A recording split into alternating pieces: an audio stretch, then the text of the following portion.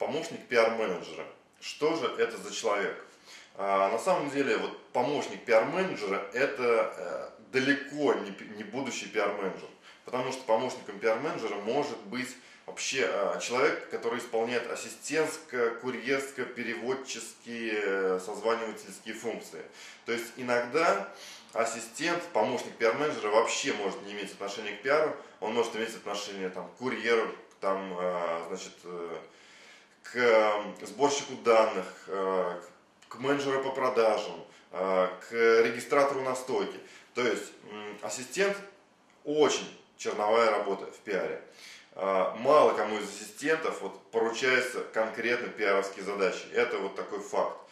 Поэтому, когда приходят люди на стажировку, они очень могут быть дико разочарованы, потому что, во-первых, они пиар себе не так представляли, типа там пиар это там феерия, там типа каждый день праздник, там, вот, и более того, им начинают поручать задачи, ну-ка съезди туда, ну-ка съезди сюда, позвони туда-то, вот, то есть человек начинает, разочаровываться как-то в пиаре, вот, немножко.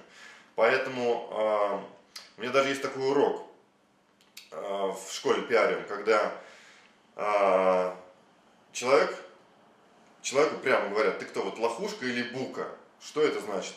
Человек, когда перегруженный второстепенными задачами, он начинает либо их игнорировать, либо он начинает как-то вот от них отнекиваться. На самом деле здесь просто нужно расставить приоритет. Но это вы посмотрите в этом уроке и там все поймете.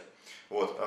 Если вы хотите стать настоящим пиар-менеджером, то становитесь пиар-менеджером, пропуская вот этот вот этап ассистента или помощника пиар-менеджера, если вы работаете не на первом-втором курсе. Вот первый-второй курс – это очень хорошее время, когда нужно пройти вот эти вот стадии: ассистент, помощник пиар-менеджера и так далее. С третьего курса, в принципе, уже можно работать хорошим пиар-менеджером, если вы усвоили все уроки, в том числе и в пиариуме.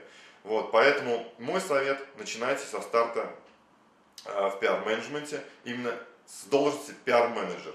Ассистент может вам не понравиться.